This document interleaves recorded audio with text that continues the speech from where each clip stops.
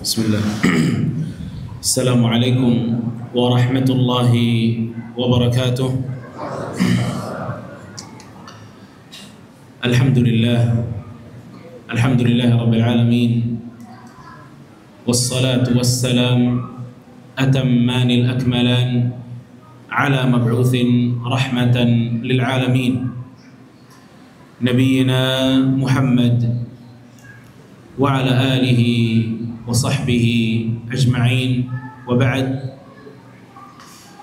Jamaah kaum muslimin dan muslimat rahimani wa rahimakumullah, bapak-bapak serta ibu-ibu, alhamdulillah pada malam hari ini kita bisa diberikan oleh Allah Subhanahu wa taala kemudahan untuk mengisi waktu kita di salah satu rumahnya dari rumah-rumah Allah Subhanahu wa taala, mencoba untuk memaksakan diri bisa mencharge iman kita, bisa mendapatkan manfaat di malam ini, mengkaji kembali ayat dan hadis-hadis Nabi sallallahu alaihi wasallam. Dan pada kesempatan kali ini biidznillah taala kita akan banyak berbicara tentang satu hal yang setiap dari kita membutuhkannya, yaitu keselamatan. Keselamatan tidak ada tandingannya. Makanya sering mungkin kalau kita lagi berpergian, banyak pesan dari orang tua bilangnya nggak apa-apa, pelan-pelan aja, yang penting selamat. Karena itu nggak ada yang lain. Biar terlambat, yang penting selamat. Semua orang cari keselamatan. Di sana dan di sini cari keselamatan. Makanya kajian kita kali ini berfokus tentang keselamatan tersebut. Namun bukan keselamatan dari masjid ke rumah atau dari rumah ke kantor saja, tapi keselamatan dunia dan akhirat.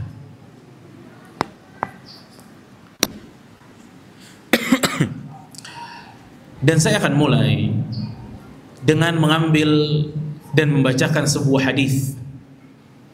Hadis yang sangat istimewa, diriwayatkan oleh Al-Imam Ahmad rahimahullah di dalam musnadnya dari sahabat yang mulia Uthman ibn Affan radhiyallahu anhu.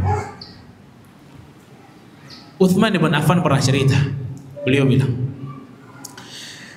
"Baina ana jalisun fi dhilli utamin min al-aqami marra alayya Umar radhiyallahu anhu." Uthman cerita, kata Uthman, saat saya di satu hari sedang duduk di antara benteng-benteng kota Madinah, lagi duduk berpikir, merenung, marra alayya Umar ibn Khattab lewat, kata Uthman ibn Affan, fasallama alaihi, kemudian Umar ucapkan salam kepada Uthman, falam ash'ur annahu marra wala sallam, tapi masalahnya itu adalah Uthman ibn Affan itu nggak sadar kalau Umar ngucapin salam sama dia, nggak ngeh itu. Hatta dakhala ala Abi Bakar radhiyallahu anhu, hingga Umar ngelihat responnya Uthman yang tidak menjawab salamnya Umar datang kepada Abu Bakar As-Siddiq yang waktu itu sudah menjadi khalifah. Jadi kejadian ini setelah Rasulullah SAW wafat. Datanglah ke tempatnya atau kantornya Abu Bakar As-Siddiq sebagai khalifah. Faqalalah, kemudian Umar mengatakan, ma yu'jibuk anni marartu ala Uthman fasallamtu alaih falam yarud alayya salam. Langsung curhat, kata Umar, Abu Bakar, gimana coba? Saya lewat depan Utsman, saya ucap salam depan Utsman, gak dijawab salam saya. Hingga Abu Bakar As-Siddiq radhiyallahu anhu begitu mendengar curhatannya Umar, ini bijaksana banget. Dia nggak buru-buru, Abu Bakar. Abu Bakar nggak kemudian mengatakan, oh parah nih Utsman, orang salam nggak dijawab. Ya. Wa aqbala huwa wa Abu Bakar fi wilayati Abi Bakar hatta sallama alayya jami'an. Utsman bilang, akhirnya Abu Bakar sama Umar pergi mendatangi saya. Lihat, ini hikmah nih Bapak Ibu sekalian, kaum muslimin dan muslimah. Kalau ada orang curhat lagi kesel sama temannya, jangan buru-buru disetujui, jangan jadi kompor.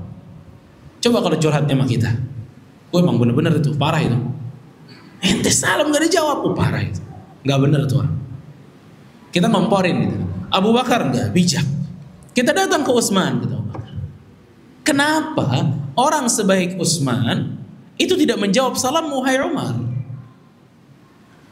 Akhirnya mereka berdua datang kepada Utsman, salam kepada Utsman, dijawab oleh Utsman. Di situ Abu Bakar As-Siddiq radhiyallahu anhu bilang kepada Utsman, ini namanya klarifikasi, tabayun. Ini kata mudah diucapkan, sulit dilakukan. Kita kalau dengar orang salah buru-buru mau nyalahin aja, nggak ada tabayun-tabayunan. Apa kata Abu Bakar As-Siddiq? Kata Abu Bakar As-Siddiq, ja'ani akhuka Umar. Nih, saudara kamu datang kepada saya nih Utsman. Umar itu tadi datang curhat. Fadzakara annahu marra 'alaika fasallam falam tarudd 'alaihi salam. Umar lewat depan kamu, salam kepada kamu, tapi enggak dijawab. Faman alladhi hamalaka 'ala hadha? Kenapa kamu wahai Utsman belum diberikan nasihat nggak jawab salam? Ditanya alasannya apa? Kenapa nggak dijawab salamnya Umar? Umar bin Khattab suaranya keras, badannya besar, nggak kelihatan. Kenapa nih Utsman? Utsman menjawab mengatakan, wallahi ma sya'artu annaka mararta biya wala sallamt. Kata Utsman, demi Allah, saya tidak tahu, tidak menyadari bahwa Umar lewat apalagi sampai salam. Allahu Akbar. Ini kalau kejadian ini di zaman sekarang, apa nih Utsman kenapa ini? Bahasa kita bengong ini. Dia mikirin sesuatu sampai dia nggak tahu apa yang ada di depan dia, apa yang dia dengar, nggak tahu. Dia lagi fokus kepada sesuatu hingga menjadikan dia nggak sadar apa yang terjadi di hadapannya. Qala Abu Bakar. Abu Bakar begitu mendengar alasannya Utsman, kata Abu Bakar, sadaqa Utsman. Oh, betul nih Utsman. Wa qad syaghalaka an dzalika amrun. Ada sesuatu yang berada di kepalanya Utsman yang menjadikan Utsman itu merenung dan fokus dengan apa yang ada di kepalanya. Ingat, Utsman ini tajir banget ini. Asetnya banyak, perusahaannya banyak. Kalau kita bilang Utsman itu nunduk mikir dengan seluruh asetnya, mungkin kalau di zaman sekarang kita bilang ini kayaknya mikirin asetnya yang begitu banyak. Tapi apa yang dipikirkan oleh Utsman? Kata Utsman, betul, saya lagi mikir sesuatu, kata Utsman. Faqala mahu, apa?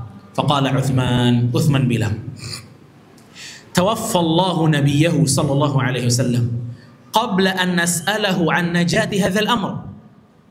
Rasul sudah wafat, tapi saya belum sempat bertanya bagaimana caranya selamat, bagaimana agar saya selamat, kata Utsman. Namun Rasul telah meninggal dan saya belum pernah menanyakannya apa kuncinya biar saya selamat dunia akhirat, apa kuncinya? Lihat jemaah, sebelum kita lanjut dengan apa responnya Abu Bakar, cobalah. Ternyata yang bikin Utsman bengong, mikirin sesuatu sampai Umar lewat nggak tahu, sampai Umar salam nggak dijawab, itu bukan mikirin utang. Kalau kita di zaman sekarang berpeluang gitu, mikirin kreditan sama utang, gak bisa diajak ngobrol. Utsman mikirin sesuatu yang menjadikan konsentrasi dia gak bisa kemana-mana. Dan ini juga poin buat kita semua. Mungkin banget orang yang kita salam kepada dia kemudian dia nggak jawab, mungkin banget dia lagi mikirin sesuatu. Kasihlah uzur. Abu Bakar As-Siddiq begitu mendengar apa yang dikatakan oleh Uthman, Abu Bakar bilang, "Qad sa'altuhu an dzalik." Oh, kalau itu yang engkau pikirkan wahai Uthman, aku udah pernah tanya ke Rasul sallallahu alaihi wasallam. Lihat. Ini Pak, bedanya ranking 1 sama ranking 3. Uthman baru mikir, Abu Bakar udah nanya. Sampai Uthman mengatakan, faqumtu ilaihi faqultu lah bi abi anta wa ummi anta ahaqqu biha. Kata Uthman, benar-benar Abu Bakar, memang engkau adalah orang yang paling pantas melakukannya. Emang kalau mesti ada orang yang udah nanya pertanyaan ini, ya Abu Bakar yang nanya. Faqala Abu Bakar mengatakan, qultu, dulu aku pernah bilang ke Rasul, ya Rasulullah, ma najatu hadzal amr? Ya Rasulullah, apa kunci selamat? Apa kuncinya agar kita bisa selamat? Faqala Rasulullah sallallahu alaihi wasallam, kata Rasul, man qabila minnil kalimah allati aradtu ala ammi faraddaha alai fahiya lahu najah. Kata Rasul sallallahu alaihi wasallam, siapa yang mau menerima sebuah kalimat yang sempat aku tawarkan kepada pamanku, lalu ia ulangi kalimat tersebut di hadapanku, fahiya lahu najah, itulah kunci keselamatan. Jamaah rahimani wa rahimakumullah. Kalimat apa yang Rasul pernah tawarkan kepada pamannya? Atau siapa paman yang dimaksud Rasul sallallahu alaihi wasallam di sini? Siapa? Siapa paman ini? Hah? Siapa? Tadi ada yang jawab? Enggak kelihatan lagi. Abu Talib, barakallahu fiik, ada hadiah air buat antum.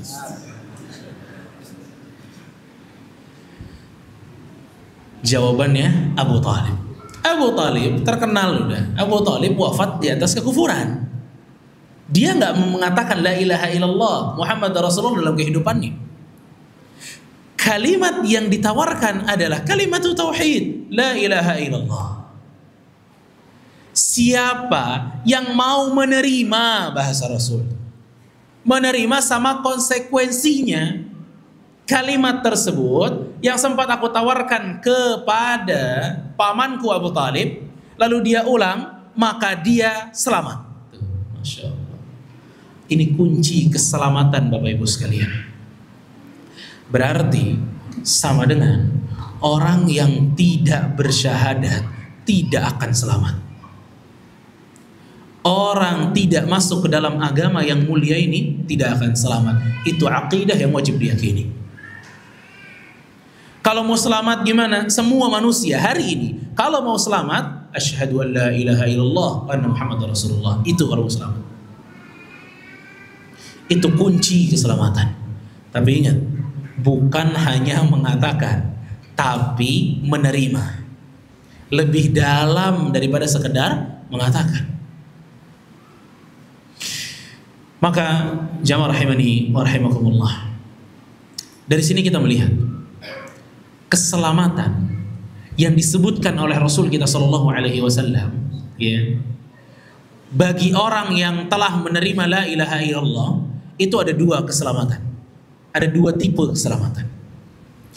Keselamatan pertama, najatun min dukhulin nar. Selamat dari masuk ke neraka. Selamat dari masuk ke neraka. Itu yang pertama. Selamat tipe dua, najatun minal khuludi finnar. Selamat tidak kekal di neraka. Selamat tidak kekal di neraka. Gimana Pak? Ada bedanya apa enggak? Anak ngasih apa? Ini minum udah anak minum lagi. Apa bedanya? Nah, apa bedanya? Keselamatan satu sama keselamatan dua? Atau anak tanya, Bapak Ibu di sini berharap yang mana? Hah? Pertama apa kedua? Pertama. Kalau pertama, najatun min dukhulin nar. Selamat dari neraka. Nyicip aja enggak. Tapi kalau yang kedua, selamat dari kekal di neraka. Tandanya apa? Ya nyicip dulu. Tapi nggak selama-lamanya. Itu bedanya. Orang yang punya kunci keselamatan, dia bisa selamat dengan selamat nomor 1 atau minimal selamat dari nomor 2. Berarti orang yang wafat di atas la ilaha illallah Muhammad Rasulullah tidak kekal di neraka. Alhamdulillah kalau begitu. Siapa yang tertarik coba? Apakah di sini ada yang tertarik? Nggak apa-apa Ustaz, cicipi dulu neraka. Yang penting nggak selama-lamanya. Ada yang tertarik? Nggak ada. Ya, insya Allah cita-cita kita semuanya sama. Ya, bahwa kita pengen masuk surga langsung tanpa hisab, tanpa adab. Tapi kalau cita-cita kita seperti itu, kita butuh kembali merenungi firman Allah Subhanahu wa taala yang ada pada surat Fatir di ayat ke-32. Ya. Pada surat Fatir ayat 32. Silakan kalau mau buka Al-Qur'an dulu, saya persilahkan. Dalam surat Fatir di ayat 32, Allah Subhanahu wa taala membagi orang masuk surga dengan 3 bagian. Allah berfirman, "Tsumma awrathna al-kitaba alladhina istafayna min ibadina. Faminhum zalimun li nafsihi, wa minhum muqtasid, wa minhum sabiqun bil khairati bi idznillah. Dzalika huwal fadlul kabir. Jannatu adnin yadkhulunaha yuhallawna fiha min asawira min dhahabin wa lu'lu'a wa libasuhum fiha harir." Allah Subhanahu wa taala berfirman, lalu kami wariskan kitab ini kepada orang-orang yang kami pilih. Lalu, nah ini 3 bagian ini, Pak. Faminhum zalimun li nafsihi. Yang pertama, golongan yang disebut zalimun li nafsihi. Golongan menzolimi diri sendiri. Itu pertama.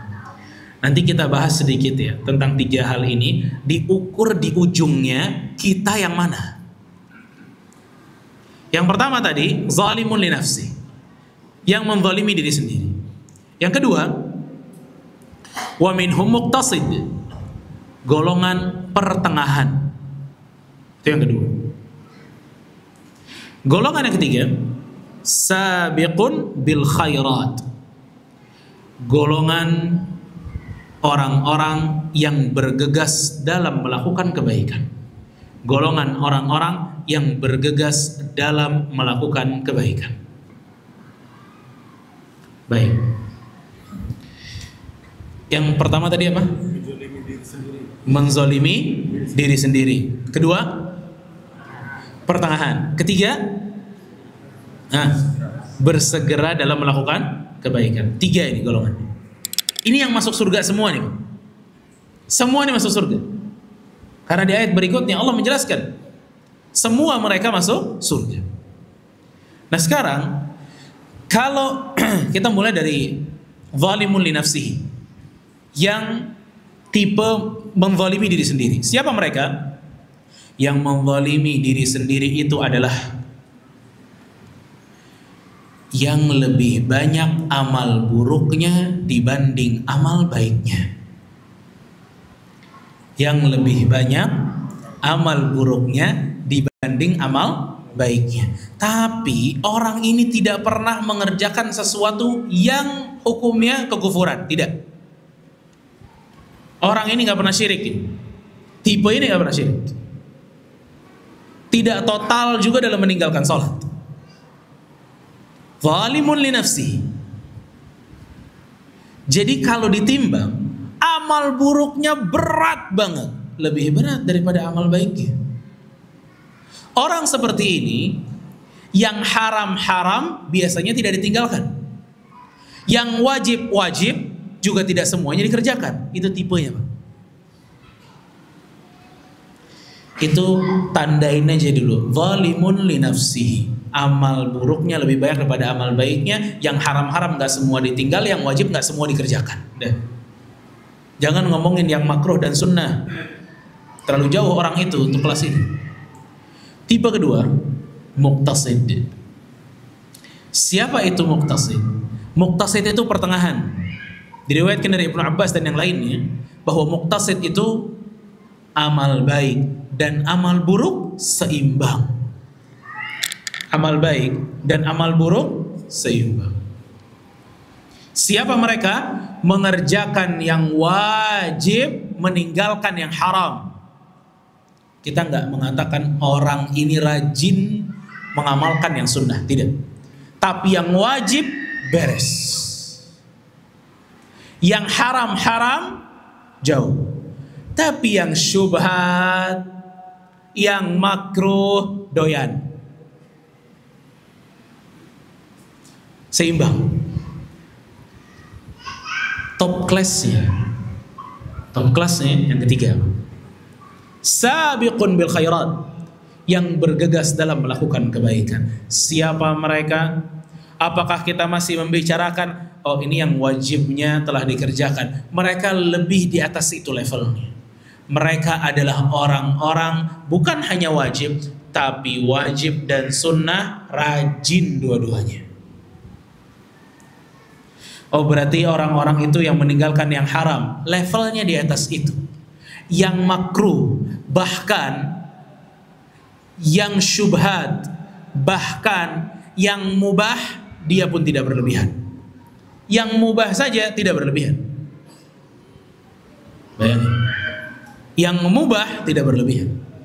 Kita nggak bicara sama level ini tentang yang syubhat. Bingung deh antara halal apa haram. Orang seperti ini sama yang syubhat-syubhat begitu dijauhi. Sama yang makruh dijauhi, apalagi yang haram. Itu level yang paling tinggi. Nah, kita balik kepada cita-cita kita di awal.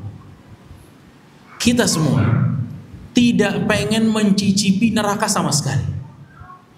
Ternyata golongan yang akan masuk ke surga langsung itu sabiqun bil khairat.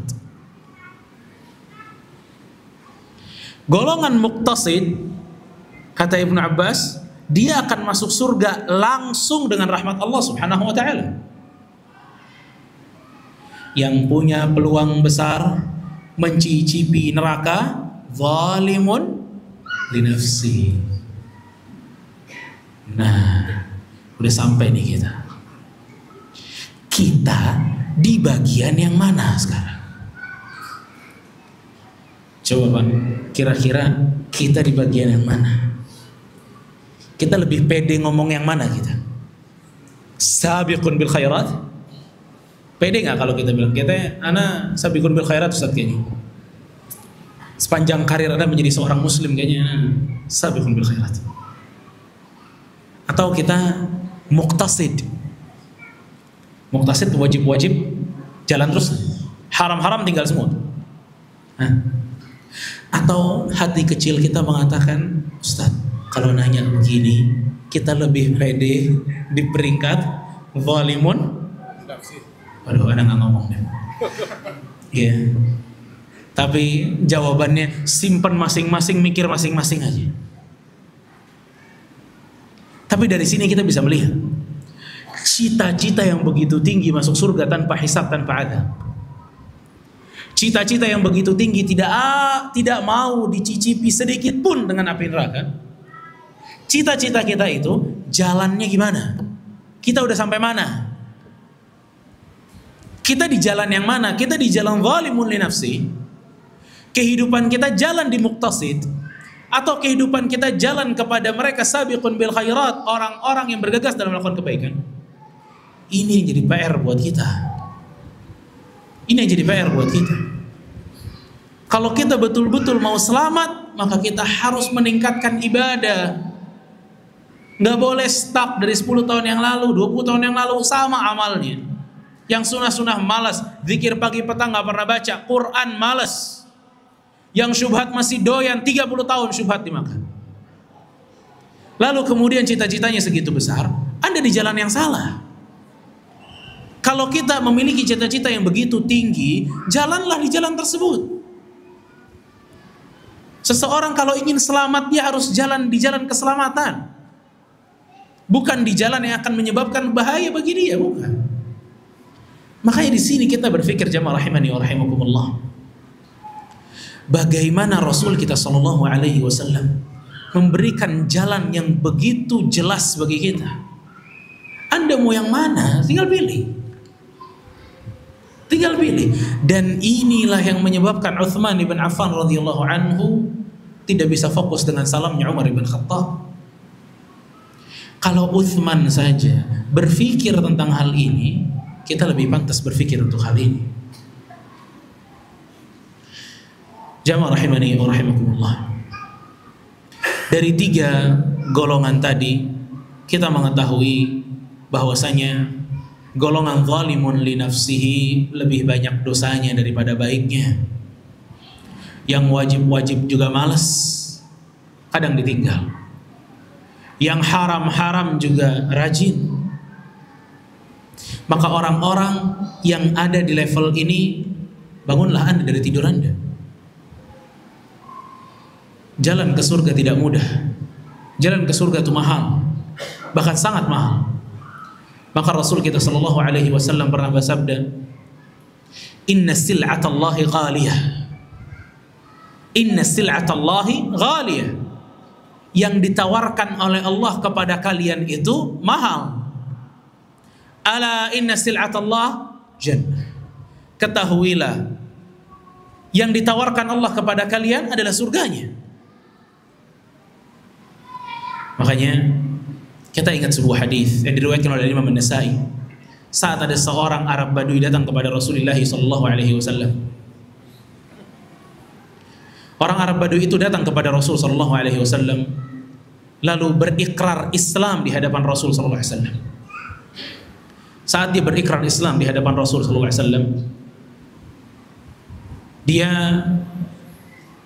diperintahkan oleh Rasul sallallahu alaihi wasallam untuk masuk ke barisan tentaranya Rasulullah untuk jihad. Jihad berjalan.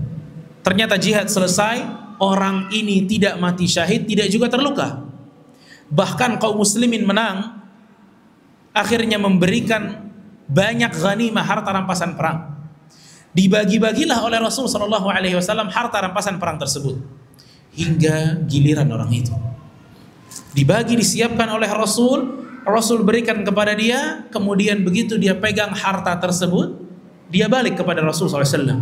Lalu dia bertanya, "Mahada?" Apa ini? Kata Rasul SAW, "Hada qasamun qasamtuhu lak." Ini bagian-bagian yang telah aku bagi, dan ini bagian untukmu, kata Rasul SAW. Dia mengatakan kepada Rasul SAW, kata dia, "Wallahi, ma li hadha taba'tuka." Bukan karena perkara ini aku mengikutimu, hai Rasul. Walakin ala an urmiya hahuna fa'amut wa adkhul jannah. Tapi yang aku inginkan adanya peluru yang masuk ke dalam kerongkonganku, anak panah yang menancap ke leherku, aku mati dan masuk surga. Ini cita-citanya. Allahu Akbar. Apa kata Rasulullah SAW? In tasduqillah yasduqka. Kalau kamu jujur dengan keinginanmu ini, Allah berikan. Kalau kamu jujur dengan keinginanmu ini, Allah berikan. Hingga berjalanlah waktu, jihad kedua dipanggillah orang tersebut. Masuklah dia kembali dari barisan tentara Rasulullah SAW. Hingga peperangan berjalan, tempo peperangan mulai menurun. Rasulullah SAW didatangi oleh seorang jenazah yang tepat telah tertancap anak panah di lehernya, dan Rasul sallallahu alaihi wasallam didatangi jenazah tersebut di hadapannya. Lalu Rasul SAW mengatakan, "Ahuwa huwa?" Apakah orang ini yang waktu itu pernah mengatakan ingin masuk surga dan ingin tertancap anak panah di lehernya mati dan masuk surga? Kata para sahabat, "Na'am ya Rasulullah." Betul ya Rasulullah. Kata Rasulullah SAW, "Sadaqallaha fasadaqah." Orang ini jujur dengan cita-citanya kepada Allah, Allah berikan apa yang dia inginkan. Maka apa yang terjadi bagi orang ini? Rasul sallallahu alaihi wasallam ikut menguburkannya. Rasul sallallahu alaihi wasallam memberikan salah satu jubahnya kepada orang tersebut. Dikuburkan dengan jubahnya Rasulullah sallallahu alaihi wasallam. Dikubur dengan Rasul sallallahu alaihi wasallam. Bahkan didoakan oleh Rasul sallallahu alaihi wasallam, dan doa Rasul sallallahu alaihi wasallam adalah, Allahumma ya Allah, inna hadza 'abduka kharajan muhajiran fi sabilik. Ya Allah, ini hambamu yang telah keluar berhijrah di jalanmu, qutila syahidan, dia mati syahid, wa ana syahidun ala dzalik, dan aku menjadi saksinya nanti di hari kiamat. Allahu akbar. Allahu akbar. In tasdiqillah yasduq. Kalau jujur sama Allah, Allah kasih. Kalau jujur sama Allah, Allah kasih. Kalau kita jujur ingin masuk kepada sabiqun bil khairat, jujur sama Allah. Allah yang berikan jalannya, Allah yang berikan kesanggupannya. Tapi Allah butuh untuk melihat bagaimana usaha kita. Orang Arab Badui ini rela membayar nyawanya dengan surga. Rela dia. Bahkan dia tolak tuh ghanimah, dia mengatakan saya mati syahid yang saya inginkan. Ini orang yang pantas menduduki sabiqun bil khairat. Setangguh itu orangnya. Jadilah kita dari kasus itu, cerita itu, orang-orang yang tangguh. Karena untuk bisa masuk surga dengan jalan yang begitu mulus, banyak pengorbanannya. Rasul itu jalannya mulus masuk surga, tapi lihat bagaimana kehidupan Rasulullah sallallahu alaihi wasallam. Bagaimana berbatunya kehidupan Rasul sallallahu alaihi wasallam. Maka jamaah rahimani wa rahimakumullah, cita-cita yang tinggi harus dibarengi dengan semangat yang tinggi. Dan saya tambahkan satu lagi, di antara kunci keselamatan berada di dalam hadis yang lain. Rasul sallallahu alaihi wasallam pernah ditanya oleh seorang sahabat, Uqbah ibn Amir radhiyallahu anhu. Uqbah ibn Amir pernah mengatakan kepada Rasul sallallahu alaihi wasallam, "Qultu, ya Rasulullah, man najah?" Ya Rasulullah, bagaimana bisa selamat? Kuncinya kita tahu. Ini jalannya gimana nih? Biar kita bisa ngerawat kunci tersebut. Ini jawaban Rasul sallallahu alaihi wasallam. Kata Rasul, "Amlik 'alaika lisanak." Yang pertama kata Rasul, jaga lisanmu. "Wal yas'aka baituk." Betah-betah di rumah. "Wabki 'ala khati'atik." Tangisilah dosamu, kata Rasulullah SAW. Ini jalan yang diberikan Rasul SAW untuk menjaga dan merawat kunci keselamatan. Apa Pak yang pertama tadi kata Rasul? Jaga lisan. Yang kedua, betah-betah di rumah. Yang ketiga, tangisi dosamu. 3 kata Rasul sallallahu alaihi wasallam. Amlik 'alaika lisanak. Jagalah lisanmu, kata Rasul sallallahu alaihi wasallam. Jaga lisan sama jaga tulisan sama. Sebenarnya omongan Rasul sallallahu alaihi wasallam di zaman itu dengan zaman sekarang itu lebih relate di zaman sekarang. Menjaga lisan di zaman dulu mudah. Lebih mudah dibanding jaga lisan di zaman sekarang. Makanya kunci yang kedua apa kata Rasul? Wal yasa'ka baituk. Betah-betah di rumah. Kenapa? Kalau di rumah pasti jarang gosip. Kalau di rumah mau ngomong sama siapa? Tapi sekarang udah di rumah, HP masih bareng. Jadi keselamatan ya, yang disebutkan Rasulullah SAW itu lebih relate buat kita hari ini. Pertama, jaga lisan. Lisan dengan tulisan sama. Apa yang kita katakan dihisab, apa yang kita tulis dihisab. Maka jagalah lisan Anda sebagaimana Anda jaga jempol Anda. Karena hukumnya sama dan kunci keselamatan ada di situ. Makanya lihat, orang kalau berbicara hal-hal yang tidak baik, demen doyannya debat, biasanya nggak istiqomah. Orang kalau nggak bisa menggunakan lisannya di jalan yang tepat, biasanya nggak istiqomah. Kan ada hadis Rasulullah SAW begitu jelas berbicara tentang masalah lisan.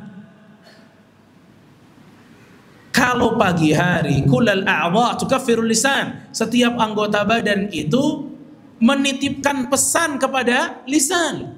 Ittaqillahi fina, wahai lisan, takutlah sama Allah untuk kami. Gitu. Kenapa? Idza istaqamta fastaqamna, wa idza a'wajta fa'awajna. Karena kalau kamu lurus wahai lisan, kita lurus nih semua anggota badan. Tapi kalau kamu udah bengkok, udah kemana-mana, kami juga akan kemana-mana. Subhanallah. Jadi lisan ini, dia punya peluang paling banyak menghancurkan istiqamah seseorang. Lisan dan tulisan kita itu punya peluang banyak mengeluarkan kita dari kunci keselamatan. Kalau untuk hanya sekedar merawat la ilaha illallah butuh jaga lisan, apalagi kita ingin masuk level yang paling atas, berarti lisan kita lebih hebat lagi untuk kita jaga, lebih ketat lagi untuk kita jaga. Kalau kita ingin masuk kepada level yang paling atas, makanya kita lihat orang-orang sabiqun bil khairat, walaupun orang-orang muqtasid, adalah orang-orang yang kalau nulis mikir, kalau bikin status mikir, kalau nge-like mikir, manfaat atau tidak manfaat. Ini mereka jaga lisan. Makanya waktu di hadis Muadz, Rasul sallallahu alaihi wasallam pernah mengejek dalam tanda kutip Muadz bin Jabal radhiyallahu anhu yang pernah mengatakan, apakah kita akan dihisab perkara lisan kita? Kata Rasul sallallahu alaihi wasallam, fakilatka ummuka ya Muadz. Celaka engkau wahai Muadz. Bukankah banyak orang masuk neraka illa hasaida alsinatihim, kata Rasulullah. Itu hanya karena disebabkan lisannya mereka. Jadi yang paling banyak menyebabkan orang masuk neraka lisan. Berarti orang yang punya tauhid itu juga harus jaga lisan. Karena tauhid yang Anda miliki, kalau lisan tidak dijaga, maka kita berpeluang masuk mencicipi neraka. Na'udzubillah. Na'udzubillah. Makanya lisan ini perlu diedukasi. Lisan perlu diedukasi. Tidak ada yang lebih berhak dipenjara lama melainkan lisan. Lisan. Mulut ini luar biasa. Iya, mulut luar biasa. Itu yang pertama kata Rasulullah SAW. Jaga lisan. Wal yasa'ka baituk. Betah-betah di rumah. Ibu-ibu, betah-betah di rumah. Ini pesannya buat laki-laki. Wal yasa'ka baituk. Ternyata buat bapak-bapak. Kalau bapak-bapak aja disuruh betah-betah di rumah, apalagi perempuan. Rasulullah SAW mengatakan wal yasa'ka baituk. Wahai para kaum muslimin, betah-betah di rumah. Kalau tidak ada lagi kebutuhan di luar, jangan main di luar. Setelah selesai urusan kalian di luar, pulang ke rumah lebih terjaga dari fitnah. Dan tujuan Rasulullah SAW memberikan kepada kita tips ini agar kita terjaga dari fitnah. Di zaman dulu, orang kalau udah banyak betah di rumah, di luar rumah hanya hal-hal yang urgent saja, aman hidupnya. Aman hidupnya. Sekarang kita bisa dalamkan maknanya. Di rumah juga harus betah-betah tanpa HP gitu. Karena fitnahnya ikut ke dalam rumah. Ya. Makanya hal ini tips dari Rasulullah SAW. Apalagi di sini ya, antum keluar rumah warna-warni yang dilihat. Ya. Begitu kita masuk rumah, maka itu sebuah hal yang menjadikan hati kita apa? Aman. Ini udah masuk. Dah. Baik, barakallahu fikum. Kita lanjut setelah salat Isya. Wassallallahu ala nabiyina Muhammad wa ala alihi washabbihi ajma'in. Alhamdulillah wassalatu wassalamu ala Rasulillah wa ala alihi wa sahbihi wa man wala. Fala haula wala quwwata illa billah wa ba'd. Melanjutkan hadis Rasulullah sallallahu alaihi wasallam. Saat Rasul sallallahu alaihi wasallam menyebutkan tiga hal tadi, amlik 'alaika lisanak, jagalah lisanmu, wal yas'aka baituk, dan betah-betahlah di rumah. Dan yang ketiga kata Rasul, wabki ala khati'atik, tangisilah dosamu. Dengan banyak menangisi dosa alias bertaubat, maka kita bisa merawat kunci keselamatan. Kita bisa masuk kepada golongan, bukan di golongan paling bawah lagi, bisa naik ke muqtasid, bisa naik juga ke sabiqun bil khairat. Karenanya tiga kunci yang disebutkan Rasul sallallahu alaihi wasallam di sini tiga-tiganya akan memudahkan jalan kita untuk bisa mendapatkan dan merawat kunci keselamatan. Dan yang dimaksud dengan menangisi kesalahan itu adalah bertaubat kepada Allah Subhanahu wa taala. Taubat kepada Allah Subhanahu wa taala itu adalah amalan hati, jemaah sekalian. Taubat itu amalan hati, tidak membutuhkan hal lain selain hatinya. Taubat yang nasuh, taubat yang benar, taubat nasuha itu membutuhkan yang pertama keikhlasan, ketulusan kepada Allah. Bahwa dorongan kita bertaubat itu adalah rasa takut kita kepada Allah, bukan yang lain. Dorongan kita berubah bertaubat itu adalah rasa takut kita kepada Allah Subhanahu wa taala. Dan yang kedua, selain keikhlasan, agar taubat kita disebut taubat yang nasuha, yang kedua adalah perasaan menyesal. At-taubatu nadamah. Taubat itu adalah saat kita merasa menyesal. Kalau kita nggak nyesal berarti nggak taubat. Yang ketiga, berazam, keinginan kuat tidak melakukan lagi dosa tersebut. Yang ketiga, tidak melakukan lagi, berazam, berkeinginan kuat, tidak melakukan lagi dosa tersebut. Ini tiga. Kalau kita lakukan, maka taubat kita disebut taubatan nasuh. Apa yang pertama bapak-bapak? Ikhlas, tulus. Maksudnya apa ikhlas? Dorongan kita bertaubat adalah rasa takut kita kepada Allah Azza wa Jalla. Banyak orang berhenti dari mabuk-mabukan. Kenapa? Livernya udah parah.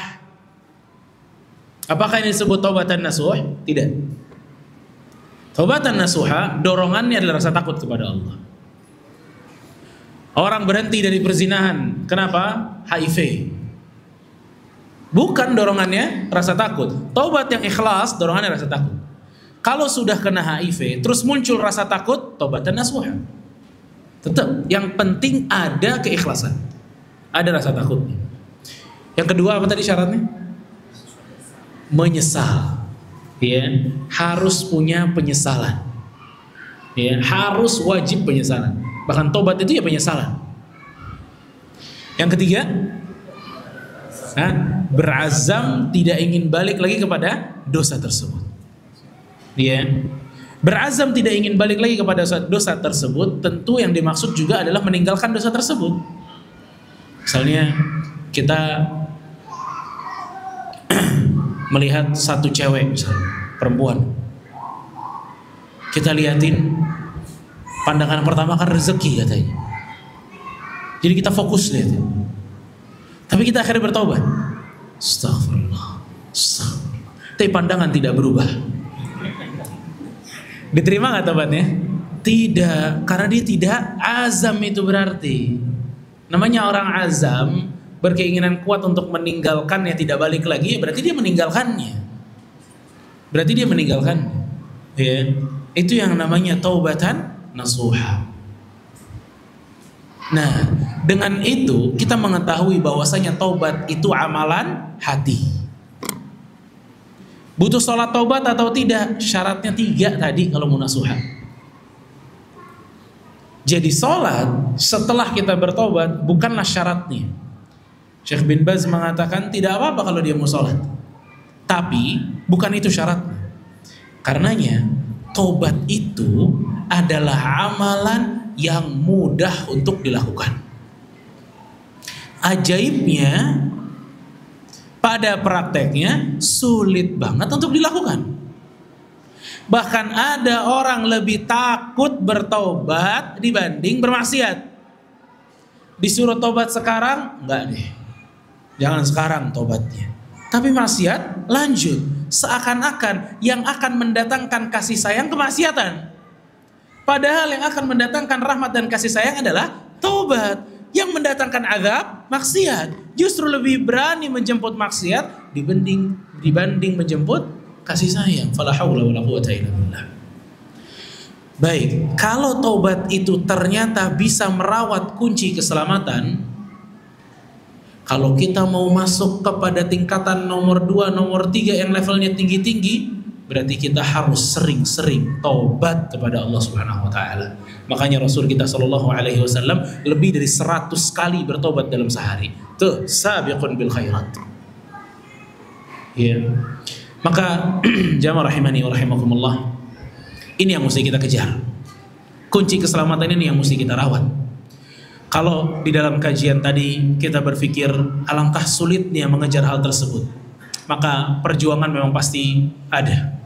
Harus ada pengorbanan. Akan tetapi di surat yang sama, di ayat yang sama, Allah Subhanahu wa taala mengatakan wa minhum sabiqun bil khairati biiznillah. Orang bisa sampai ke level 2, ke level 3 semuanya atas izin Allah Subhanahu wa taala. Jadi kalau Allah Subhanahu wa taala telah mengizinkan bagi kita, kalau Allah telah melihat bahwa kita adalah orang yang pantas dengan seluruh usaha kita masuk kepada level-level yang tinggi, Allah mudahkan hati kita, Allah kuatkan hati kita, Allah jadikan kita ini sanggup untuk berjuang di jalan tersebut. Karena semua itu adalah fadl, karunia dari Allah Subhanahu wa taala. Semoga Allah Subhanahu wa taala memberikan kepada kita keselamatan di dunia dan di akhirat. Barakallahu fikum. Ini yang bisa disampaikan. Mungkin kita bisa buka sedikit sesi tanya jawab. Maka silahkan jika ada yang mau bertanya. Assalamualaikum Ustaz. Waalaikumsalam. Izin bertanya, bagaimana sikap kita ketika bapak saya menyuruh saya memakai kerudung yang biasa-biasa saja, tidak suka melihat saya memakai kerudung syar'i, dan bapak saya juga mempermasalahkan ketika saya tidak berjabat tangan dengan yang bukan mahram. Iya. Pertama, sabar-sabarlah. Dalam proses hijrahnya, sabar-sabarlah. Banyak orang tua itu dibuat kaget sama perubahan anak-anaknya. Maka normal pada saat reaksi orang tua itu tidak sebanding dengan harapan kita. Anaknya tiba-tiba tadinya nggak pakai jilbab malah berubah mau pakai cadar. Yang tadinya cuek sama laki-laki sekarang salaman aja tidak mau. Sekarang coba Bapak Ibu, ada bayi baru lahir langsung jalan, kaget nggak kira-kira? Kaget, pasti orang tuanya kaget. Bukan berarti orang tuanya tidak mau bayinya jalan, tapi jangan dari lahir. Nantilah setahun kek, 2 tahun kek jalan deh. Kenapa? Karena perubahan yang begitu luar biasa itu pasti mengagetkan. Dan bukan berarti si wanita ini yang harus kemudian berjabat tangan lagi dengan laki-laki pakai kerudung biasa, bukan. Tapi sabarlah dengan reaksi orang tua seperti itu.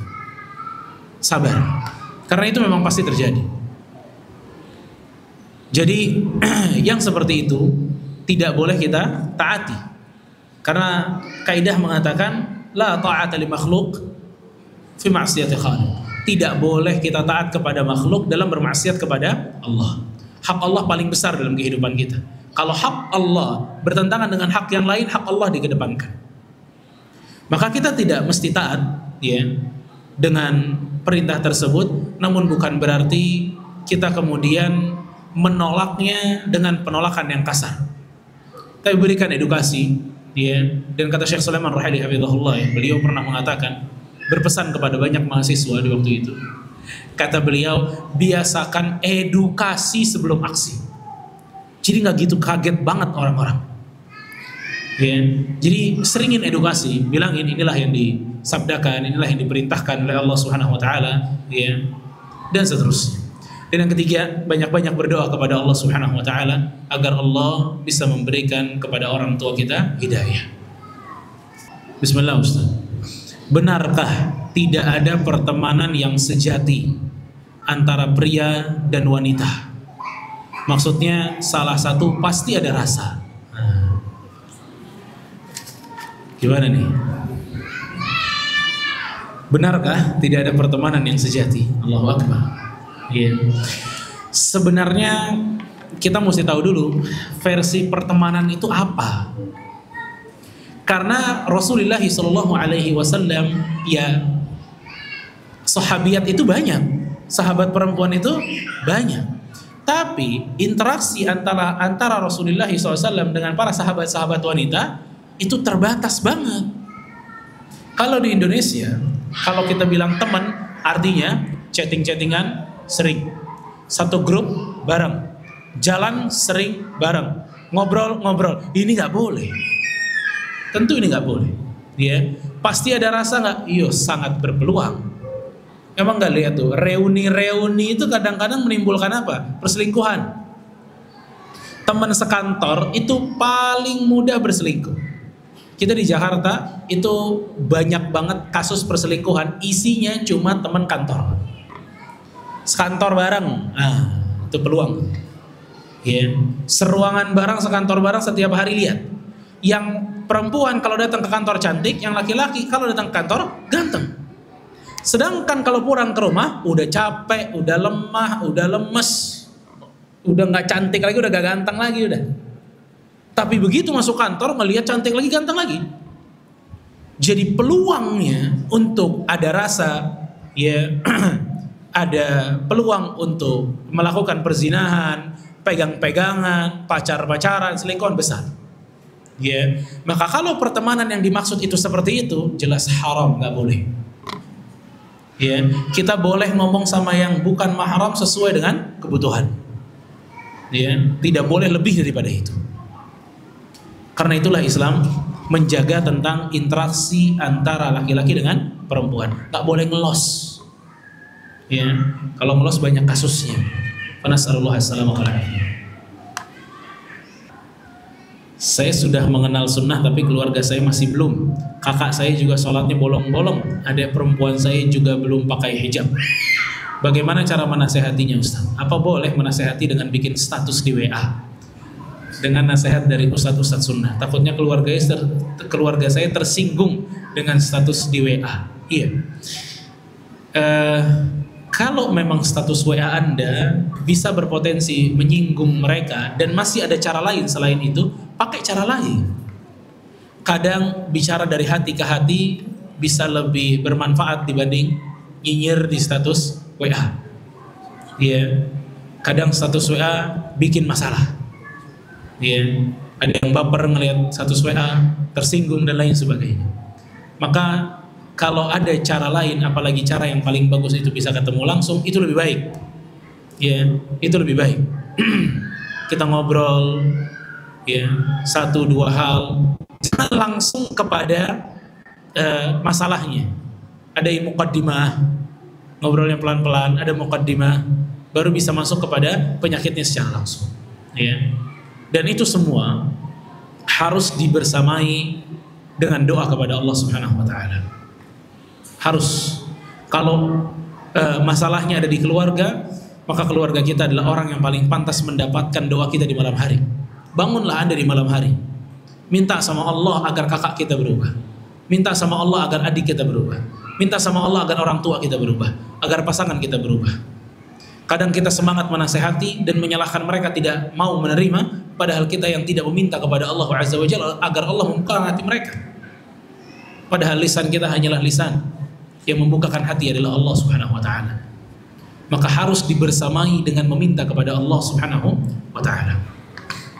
Barakallahu fikum. Ini yang bisa saya sampaikan pada kesempatan malam hari ini. Mudah-mudahan apa yang kita bawakan di malam hari ini bisa menjadi bahan renungan bagi kita semua dan semangat agar kita bisa selamat dunia dan akhirat. Kurang lebihnya mohon maaf. Subhanakallahumma wa bihamdika asyhadu an la ilaha illa anta astaghfiruka wa atubu ilaik. Assalamualaikum warahmatullahi wabarakatuh.